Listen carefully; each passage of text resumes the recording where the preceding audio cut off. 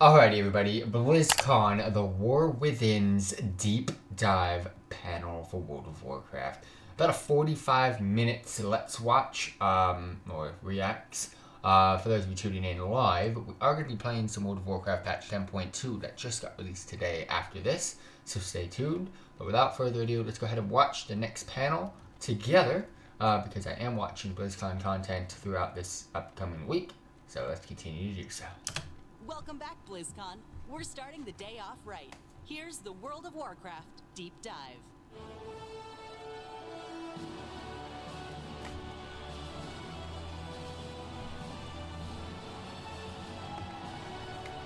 Oh, it's the boy himself.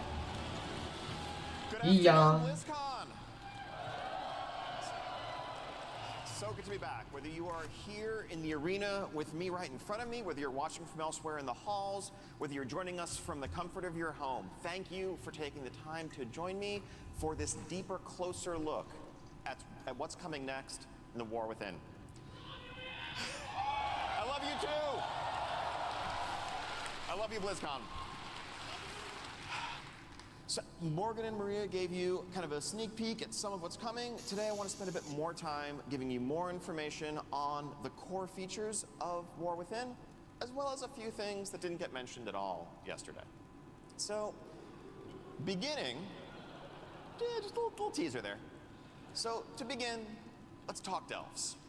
So, what is a delve? As you heard yesterday, delves are these quick, bite-sized, epic adventures for flexible-sized groups. Alright.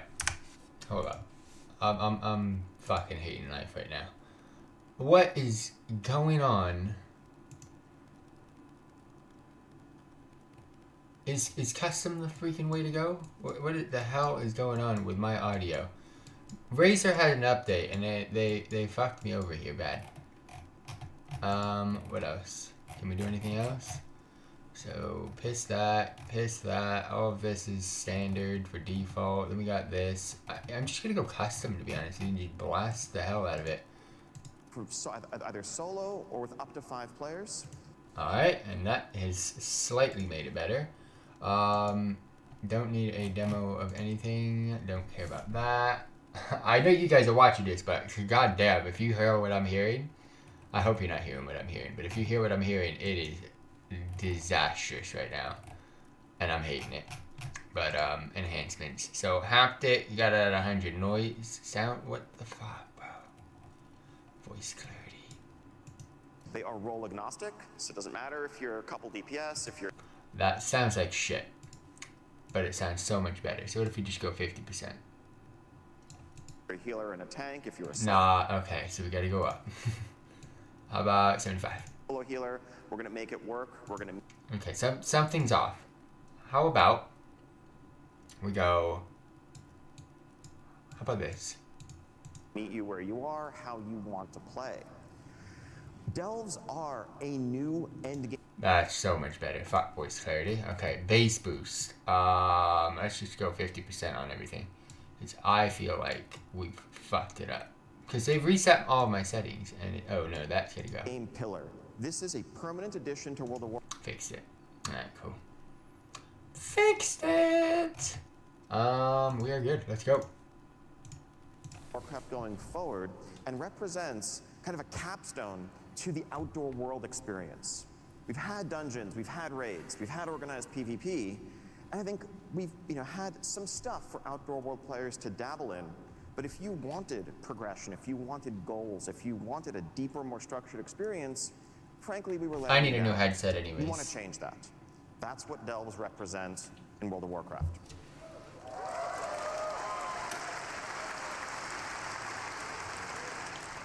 So structuring this, really we want to approach it as something that you are going to be engaging in all season long with variety and flexibility in how you approach it, and the replayability of the content is kind of a mainstay. So we got scenarios again. But also want to build in progression. And I think if you're an outdoor world focused player, a lot of the time we got it's islands. just about kind of spending your time doing a thing, going to a place, completing an event, but there aren't necessarily goals to work towards. There aren't necessarily reasons to be excited about getting an item upgrade because it's going to let you do something you haven't been able to do before. A difficulty progression built into delves is going to enable us to offer that.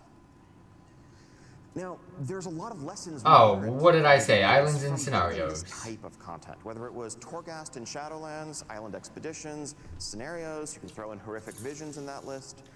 We've learned Every about expansion how to has tune one, these so- sorts of experiences, how to design them for flexible scaling groups of different got it. sizes, of different role compositions, about what's fun and what isn't. But we've also learned, based on your feedback, about what not to do in some cases, in terms of how we structure it, how we present it. I think a key aspect of saying this is an endgame pillar is that it's an offering in parallel to the others, to dungeons, to raids. If you want to do this, if this is your jam, if this is your type of gameplay, we're there for you, and we want this to be as deep as you want it to be. If you're happy running Mythic Plus and you just want to focus on that, we're not looking to add another item to the checklist of things you feel you have to do to compete. It's an alternative.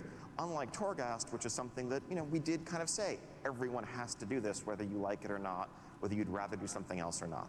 That gets back to some of the philosophies that Morgan touched on yesterday and how we're approaching designing and evolving World of Warcraft. We want to meet you where you are. I still have to do it because I'm a collector. Offer you the ability to choose how you want to spend that time And a each completion. day, each night in Azeroth. So the more content you give me, the more I gotta play. So in terms of the character of Delves and what a specific one will be like, the vibe here is about unraveling mysteries, it's about exploring, it's about feeling like an extension, a seamless extension of the outdoor world experience. These are not dungeons. Every dungeon is ultimately about killing a series of bosses or boss-like encounters, and the dungeon is over when you kill the final baddest boss at the end of the dungeon. And that's kind of the structure that they all have to conform to. As much as we try to vary the formula a bit, that's pretty much what they're going to be. In the outdoor world, things are a bit different. We can, break some more of the rules. And really, at the end of the day, the one consistent thing about Delves is that they're all going to end with a room full of treasure. Some of those will have a final boss guardian in front of them. Others, you may be, just exploring, traversing the delve, flipping switches, solving a puzzle, defeating lieutenants, gathering things that you need to open the vault door. We can vary the gameplay, we can vary the feel of the experience. These are going to be instanced experiences, but they are seamless. When you walk up to, this, as I'll show in a second, a fog door at the entrance to a cave, at the entrance to a structure, you're just going to walk in, no loading screen, and now you're in a delve. You want to make sure this really feels like That's kind of cool. an extension of the outdoor world. That's difficult to do for them, and that's kind of cool. Now, as part of an endgame pillar, that means we're going to tie this into seasons. So, as well as a narrative progression over the course of a given season, there will be increasing rewards, increasing difficulty, and a change of pace, whether you're in Season 1 of War Within, Season 2, and so forth. Part of that is going to be the NPC companion that will be accompanying you on your adventures. The Season 1 companion, as we mentioned yesterday, is our good friend, Bran Bronzebeard. Now, what does this mean? What does a companion mean in practice? Well, it's a few things. One, it's definitely a narrative hook. It gives us a chance to help give context for your adventures, kind of narrate what you're going through. But also, it's a chance to kind of play with the mechanics and complement your playstyle. As Bran adventures with you, you might find some gear for Bran. You might be able to gear Bran up. You'll be able to spec him and customize his abilities to complement what you or your friends are bringing to the group, whether you want more survivability, whether you want help with someone to tank, whether you want more control. This can help us balance the experience as well and give you another vector for your progression over the course of the journey. Can Bran shoot me with bullets that heal This is me? kind of been very high level. I want to just give a couple of specific examples as kind of a day in the life of someone jumping into delves in War Within.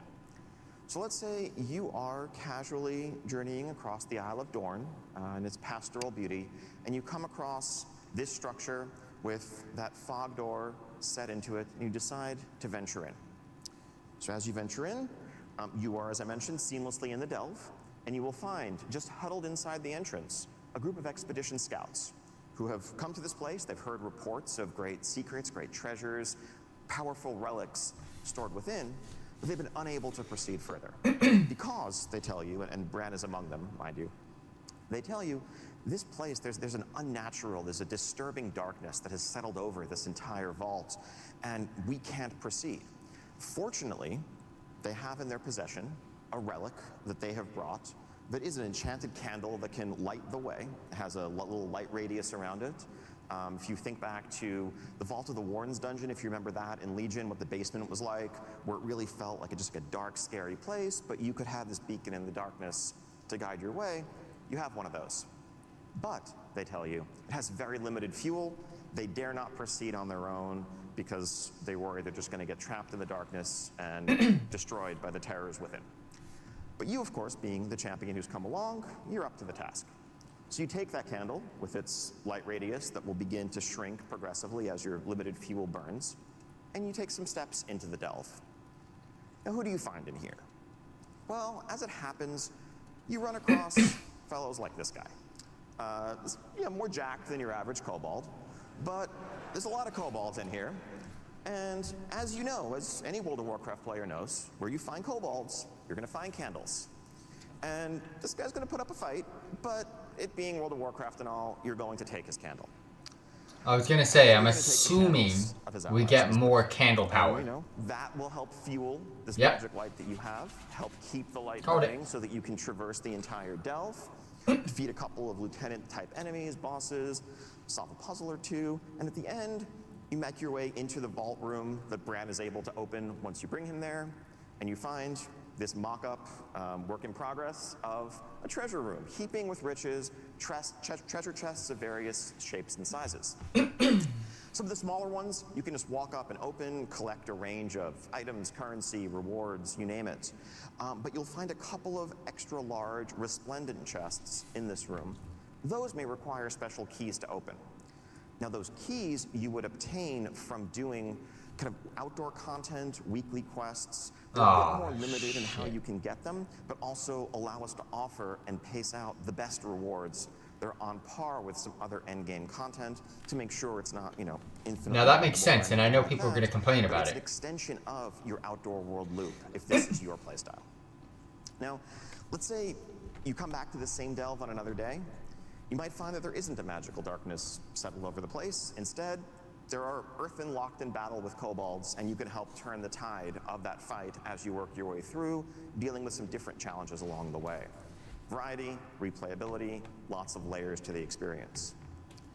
Now, so you venture back out into the zone, heading off to a different corner of it, and you come across this cave surrounded by mushrooms. It's known in legends as fungal folly. Now, maybe not being the wisest adventurer, that sounds like a great place to enter, so you take a few steps forward. In here, you might find an environment where, whether it's due to unusual ores or whatever in the walls, the rules of gravity are a bit topsy-turvy.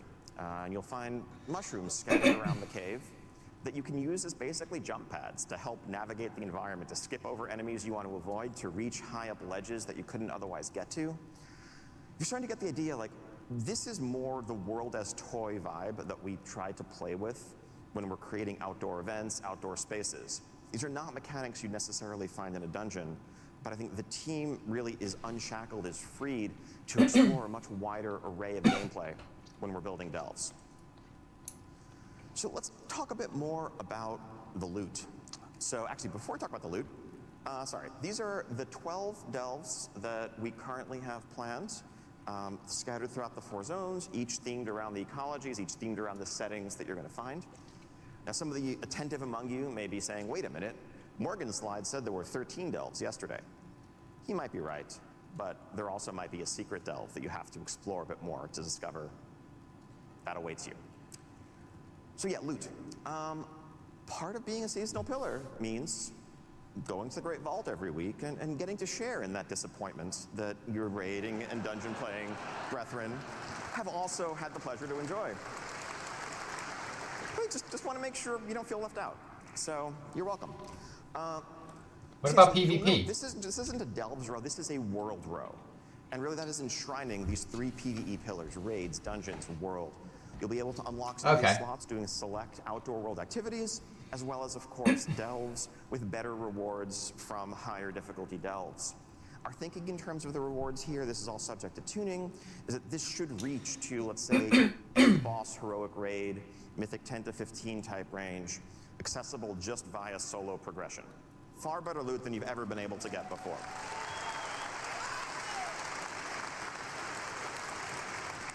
It's just so Now, funny I'm sure watching this is- people I know this is the react. delve man. section, but I'm sure there's folks looking at this and being like, wait a minute, what about the PvP row? That's what I would just Don't worry, ask. don't worry, we got you. We are removing the PvP row from the vault.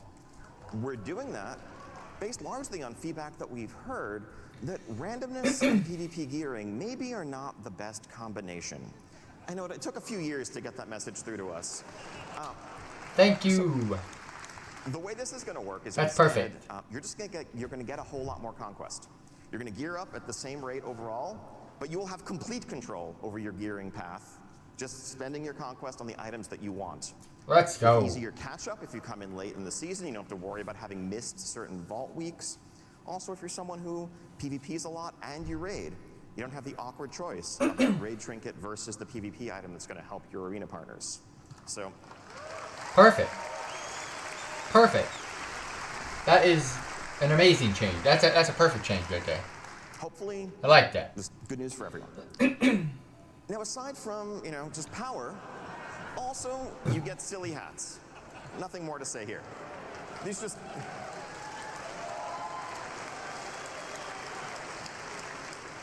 These are just a few examples of the array of cosmetic rewards that will be exclusive to delves, reflecting the varied ecologies and environments you're going to be facing.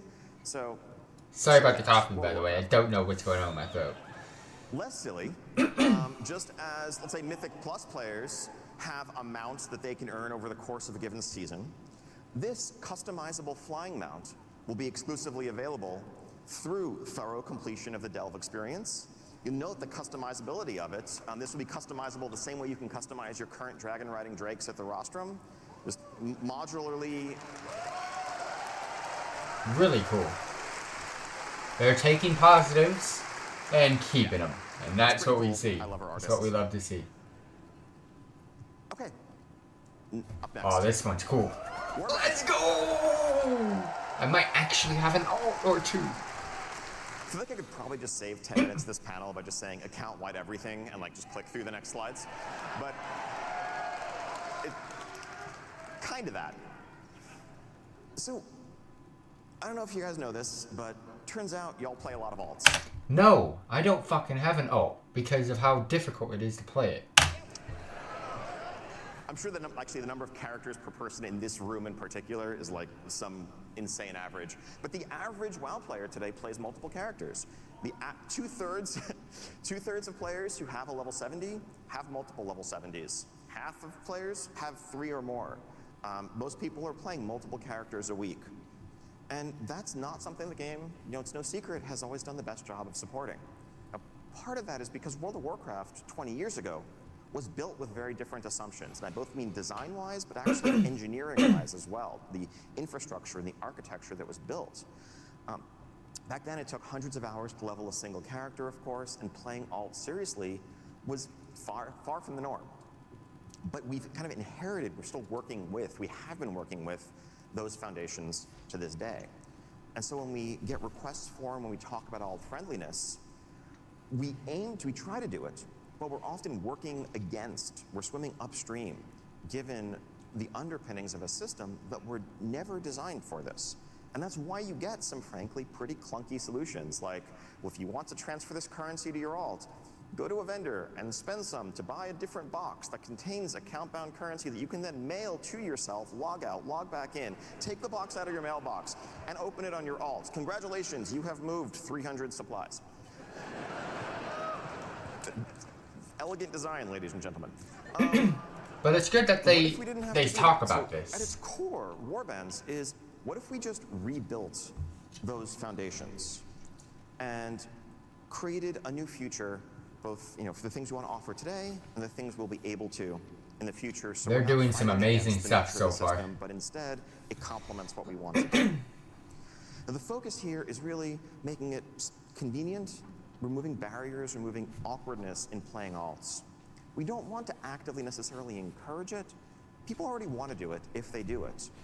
One thing the system is not going to be is something that awards you power or makes your main more effective because you have done things on other characters or anything along those lines.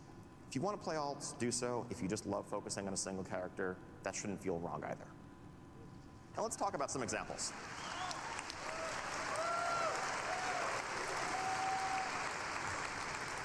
Okay, so I'm going to run through these pretty quickly. They're mostly fairly straightforward. It's a bank. It's an account-wide bank. Thankfully, hopefully, you should never again have to mail something to yourself. You also might notice, and so this is giant, lots of storage, extra tabs that can be purchased on the right-hand side, so multiple Let's tabs. go. You can organize them as you want. The very observant, the eagle-eyed, will notice a little checkbox mentioning reagents. If you deposit reagents here, you can craft from the account-wide storage on any of your characters.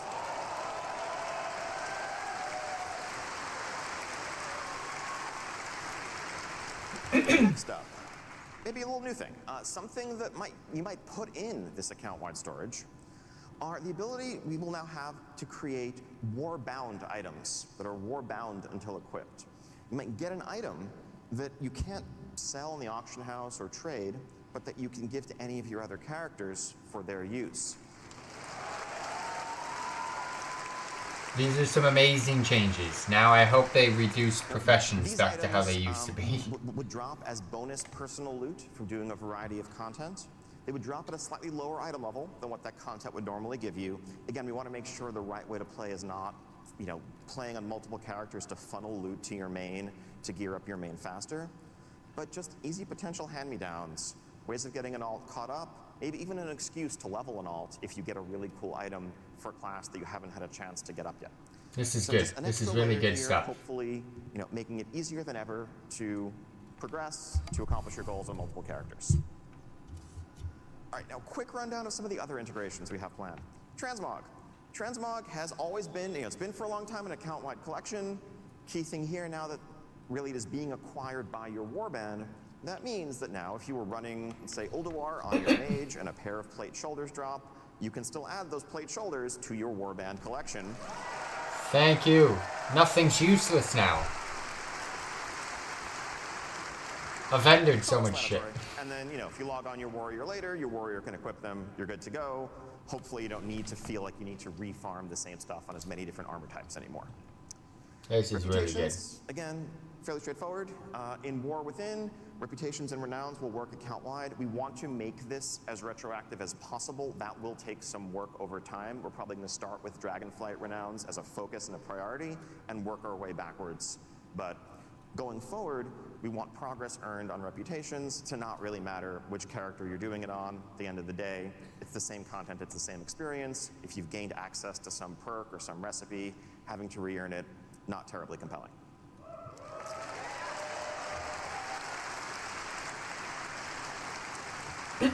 Here's a really light example, a simple one, just flight paths. As you explore the world, you learn flight paths, you discover flight paths. Is it terribly compelling to have to go back to a spot that you've already been to in multiple characters just to learn a flight path for the 4th time? No. If you have a flight path network unlocked, you have that unlocked across your warband going forward. And just so everybody knows, warbands are limited to like 5 characters, I think. Delves, an example of how having this as a foundation means that we can build new systems to inherently work at an account-wide level, just kind of as part of their DNA. As you're advancing Bran as a companion, as you're empowering him, as you're customizing him, again, logging on to a different character and going back to having a weaker Bran that doesn't offer the tools that you've grown accustomed to, that's more frustrating than fun to re-earn those things. Let's make that progression inherently warband level, inherently account-wide. That's good. Really good. And achievements. We've had account-wide achievements for a long time. No secret, they have the little blue bar over them, indicating that they function at an account-wide level. What Warbands allows us to do is kind of invert that paradigm and change the vast majority of our achievements to be account-wide, to have that actually be the new default. So if you do part of this PvP or crafting or other achievement on one character, part of it on another, your warband can earn the achievement. Once your warband earns it, you've earned it. Again, you the player are doing the thing. That's okay. Makes it so much easier. Even though I like to just do it on my main. Oh yeah, and then this Oh, 4 characters, it looks like. That's really cool, though. To kind of signal this shift up front, there's no like mechanical functionality here, but just in terms of presentation, what you'll see when you log into World of Warcraft with multiple characters is a selection of your favorite characters huddled around a campfire or another setting. You'll still have your full list accessible, but we want to make it clear that like you, the player, have this cast of characters that if you want to dress them all up in consistent transmogs, go wild. One thing you might note here, if you're very eagle-eyed, also by the way, if you're very eagle-eyed, don't read too much into things like the evoker wearing leather. That's just, it's internal mock-ups. We're not changing anything crazy there. Sorry. But you will note that the evoker is level 13. That's going to be a thing that's possible because they'll start at level 10. But because Dragonflight's going to be the new leveling expansion, by the way, going forward. One thing you might notice is there isn't really much here about realm selection. Warbands are a realm-agnostic, faction-agnostic feature. You will just see all your characters here. If they're on different servers, we'll make it clear that they're on different servers. But you shouldn't have to like go to the change realm screen and swap around. They're just all here. Simple, simple, and great. Okay. Hero talents. So, at their core, this is a chance for us, as we continue to evolve and advance our class system, to explore some deeper class fantasies, to look at iconic archetypes like the Farseer or the Dark Ranger or the Mountain King, or others often inspired by major heroes in the Warcraft universe, other times by fantasies that we've heard are really resonant with players, and focus the continued expansion of our classes in that space. Now, Morgan said this yesterday, just to restate, this is a completely flexible system. It's as flexible as your current talents and specs. Nothing like covenants or anything like that. Anytime you could change your talents today, you can change your hero spec, you can swap around your hero talents. They're just talents. Some of our goals here, of course, we want to offer progression, but we want to do so, frankly, while managing complexity to a certain extent. When we started planning for War Within, we knew, all right, we're going to raise the level cap by 10. 10 new levels means 10 new talent points. The kind of default option for us would have been to take the existing class and spec trees and just add a couple more rows to each of them, add new points to spend. But we've been down that path before. We know exactly where that leads 15 years ago. There's a tremendous amount, there's an insane amount of like multiplicative combinatoric complexity from adding those additional options, and it also destroys some carefully constructed choices that are really successful that we've just built up in Dragonflight today, where you can't quite have all of these things and need to pick one or the other. Suddenly when you can get all of them, it can lead towards homogeneity as well. So this approach allows us to both explore deeper class fantasy while focusing the decision space in a way that offers power without that excessive complexity. So the way it's generally going to look is a third talent tree. Again, as mentioned yesterday, at the center of your screen, you have class, you have talent, and in the middle, you have hero talents. You'll note, so there are 10 nodes. There's an initial node that you get as a starter node at the top that you'll get initially when you unlock the system at 71, and then 10 more nodes to unlock. You will get all of them on the way to 80. At level 80, you will have this fully unlocked, similar to Legion artifacts, let's say. So you don't have to agonize over, where you're placing any choice along the way. Now, the choices that you will make are which hero spec do you want active, and also there will be choice nodes within the trees, just as the class trees and the talent and the spec trees currently have, which you can toggle, adding quite a few permutations to the system as a whole. If you want, as a kind of simpler collapsed view, once you've hit max level, you can just condense it down to only show the choice nodes for easy swapping back and forth to customize your spec for whatever activity you're setting out to do. Now, I want to take a little bit of time to quickly walk through a couple of trees to give a sense of the sorts of things you might find. Can we see warlocks for once in our life? To change, all subject to iteration and the extensive feedback we know we're going to get. I'm going to use druids a lot as an example here. Going to focus on the case of a balanced druid. Part of why the team starts with druids is because y'all are complicated. We figure there's 4 specs, 3 roles.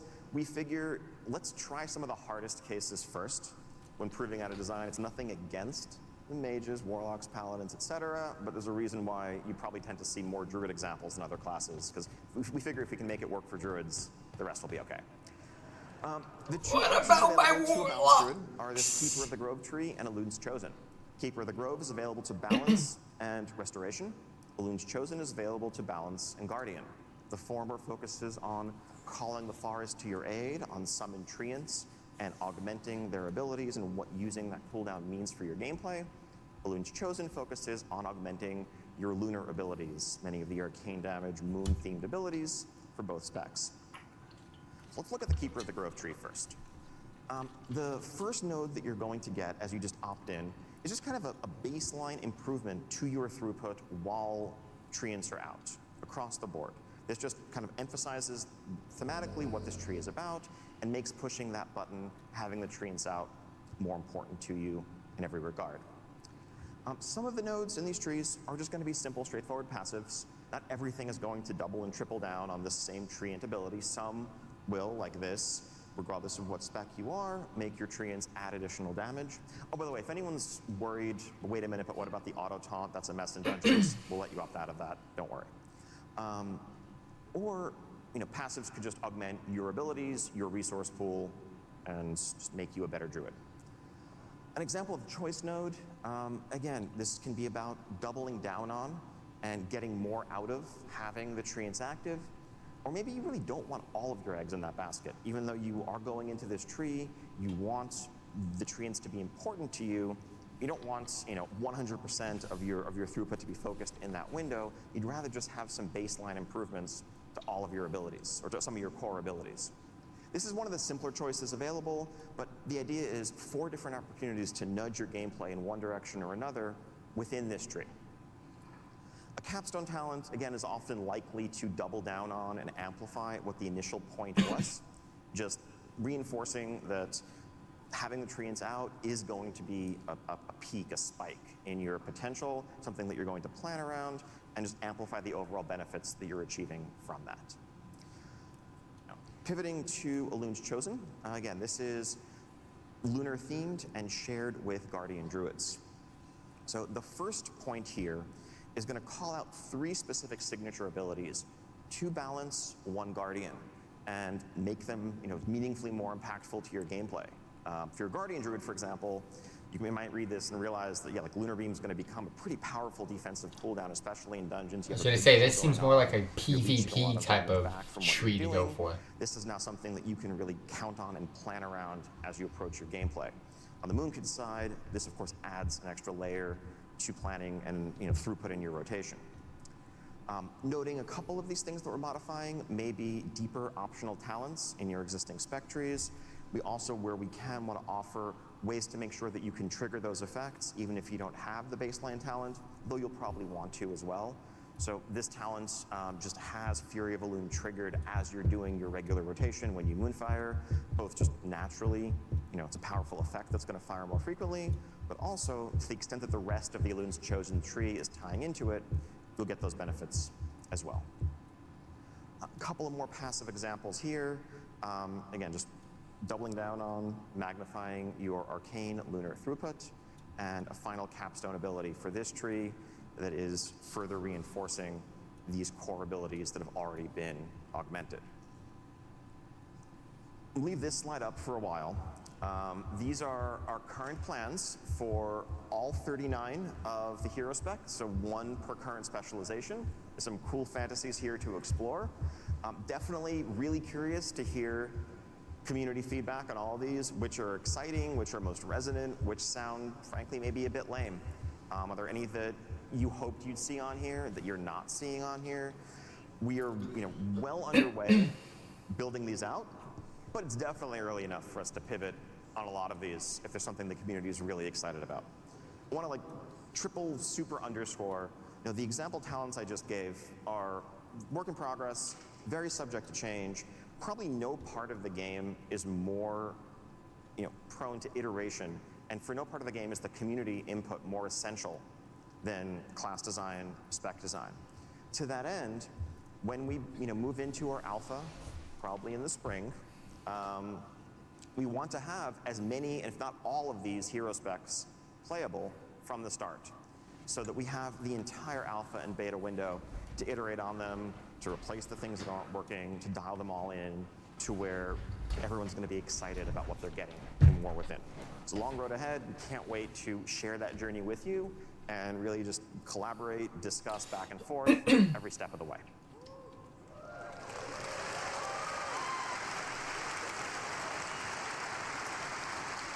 All right, now some other stuff. Some you've heard about, some you haven't. First off, Allied Race, you get to be an Earthen. Awesome blinged out dwarves, or maybe not so blinged out if you want to customize them differently. These are going to be earned just by playing through the War Within campaign fully. There's no rep to grind here, nothing else beyond that. You are meeting the Earthen as, it's a first contact in essence. You're going to learn about the nature of their problems, the nature of their culture. You're going to work with them to overcome those problems, win their trust. At the end of that journey, it will make sense. It will be a natural next step for them to lend you their aid and join you as either Horde or Alliance. So yes, Horde dwarves. We haven't yet finalized what the racial abilities are going to be, but the available classes, 10 out of the 13 available classes. Everything but Druid, Demon Hunter, and Evoker. Oof. Now on the right side here, you see a concept of the Heritage Armor you'll be able to earn from leveling your Earthen to max level. Wow, that's a lot. That's everything, basically. All right, Dynamic Flight.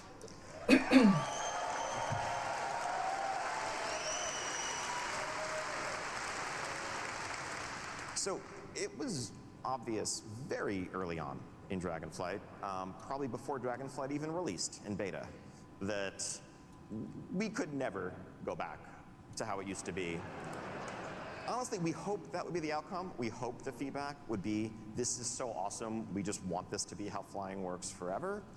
But we immediately began, making plans for what that would mean, because, it's the only way to go.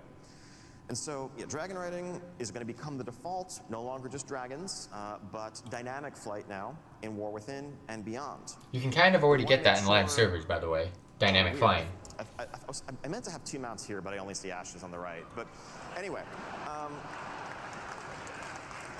the key point being, we want to expand this to the broader array of mounts that you have available. I think the only downside of dragon riding as it exists today is that you don't have much reason to use so many of the mounts that are your favorites visually, aesthetically, that you've earned and done so much to collect. You want to make sure that as much of your collection... I've already got a dynamic mount.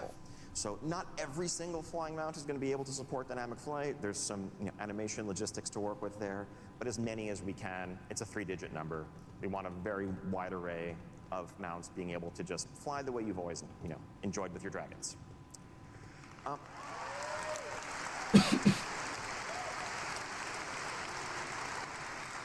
just to clarify, this is the future of flying. So everywhere that you can fly today, you'll be able to dynamically fly or dragon ride. In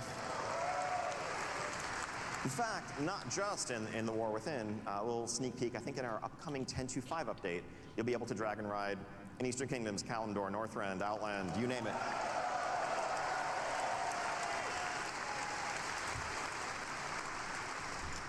We also understand there are some folks, for accessibility reasons, personal preference reasons, maybe you just like being able to AFK in midair, that dragon riding isn't your favorite. We don't want to take anything away. We want to let all these mounts that can currently do the old school flying mode toggle between dragon riding or let's call it TBC flying. Up to you, whatever you prefer.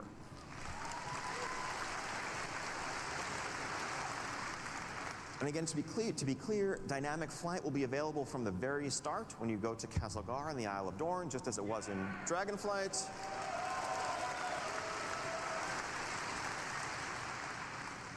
Old school TBC flying, Pathfinder style, will not be available right away, but it will be unlocked shortly after reaching max level with no reputation grind requirements. Just play through the campaign, explore the continents, then you can fly that way as well.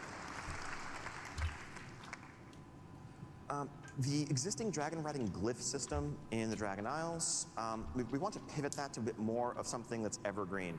Some of those unlocked traits may change to only work within the Dragon Isles. Others that are more essential to just the experience feeling good, like vigor increases, regenerates, the active abilities, are just going to be things that you will inherently get as you earn dynamic flight and level up naturally. We don't want down the line players to feel like they have to go back to an old expansion and fly around and collect a bunch of glyphs just to be able to explore the new expansion. And in that vein, this is going to be the new default for leveling players. I mentioned earlier, when War Within comes out, instead of BFA, Dragonflight will be the new leveling experience that you merge into as a new player after you leave Exile's Reach. And so you're going to get dragon riding very early in that experience. As you just level up, gain player levels, you will improve your flight ability and get all the vigor perks and everything else that everyone has come to expect. And that's just going to be how the game works as a baseline. This is what flight is now.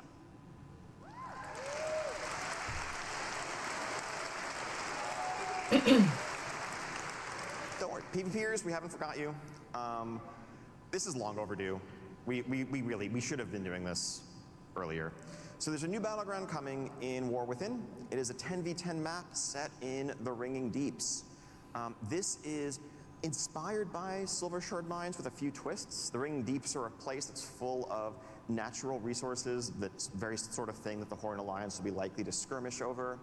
I'm going to show you a very rough, early, kind of like top-down mock-up of the layout here. The idea is, unlike Silver Shard Mines, which is radial symmetry, this is more, mirrored and reflects the two sides trying to both push their own minecarts to collect resources while also fighting over a pivotal central control point that's going to change the outcome and the momentum of the match. This is something that the team has actually been playtesting internally a bunch over the last couple of weeks, having a blast with. When we make battleground maps, we don't really artify them. We keep them really rough, which is why they don't have any good images to show just yet, because it really is all about the layout. There's no point making it look pretty if the spacing isn't correct, if the exact paths aren't correct. That's going to be the next step. Can't wait to get this in front of everybody to start testing in alpha and beyond. And this isn't just a one-off. We want to keep adding new battleground maps going forward. This is an essential part of the game. And I mentioned 10v10, but we are just about to undertake a little 8v8 solo queue RBG experiment in 10.2 in a week or two. So depending on how that goes, you may be experiencing this one 8v8 as well. So stay tuned.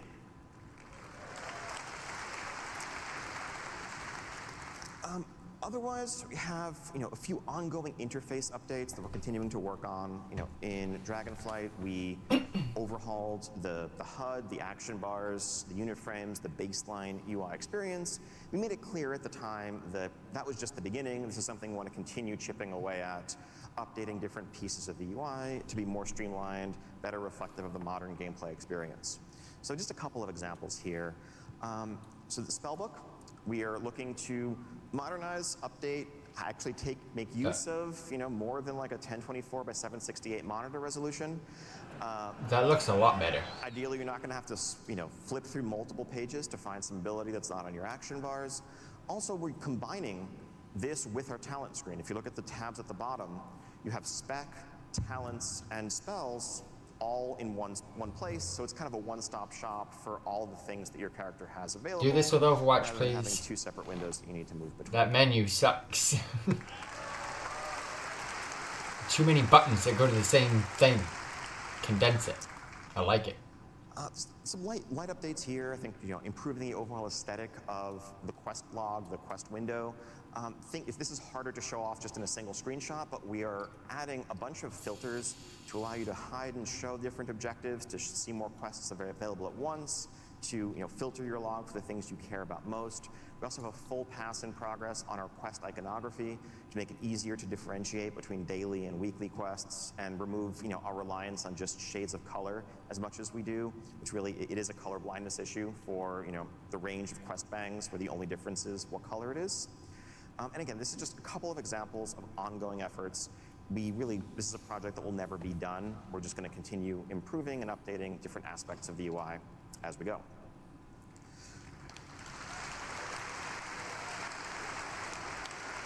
Yes. So this one basically speaks for itself. I've mentioned earlier, your warband is a cross-realm construct. Increasingly, so many of the activities that players engage in socially span multiple realms. You I'm glad we got Eon for this whole entire panel. That you PvP with, but you Because can't he's be in the same needed. guild together. He's needed some Not cheers. any longer. That's a thing that will change when War Within comes out. Apply, recruit, server shouldn't matter when it comes to joining a guild, when it comes to being in a guild, when it comes to accessing the perks of being in a guild.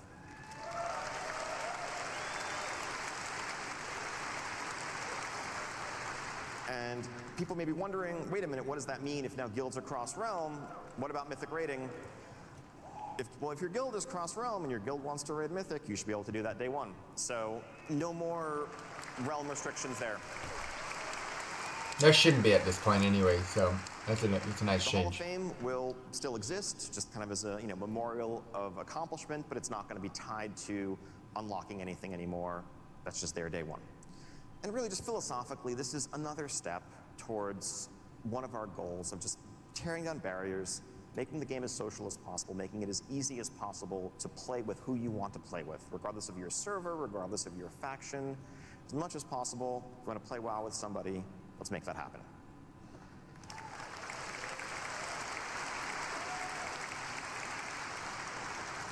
All right, so that brings us to the end of this whirlwind tour / deep dive of War Within features. I know there's still a bunch of questions, a bunch more information to share. Can't wait to do that in the coming days and weeks. But to begin, I'd like to invite everybody, if you have questions, if you're here at BlizzCon, go to the Darkmoon Fair in Hall D. You can drop off questions there. If you're going online, you can go to the WoW or WoW Classic subreddits or our official forums and either ask your questions there or upvote others.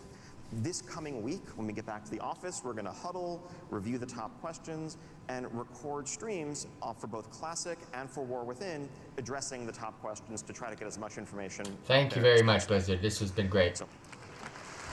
Love it! Let's go! Now it's time for me to go to patch 10.2. Once again, thank you so much for joining us. We are so excited to begin this journey together with you. Can't wait for the War Within. Enjoy the rest of BlizzCon. Enjoy the rest of the weekend. I love you all. Thank you, Eon, and thank you, Blizzard.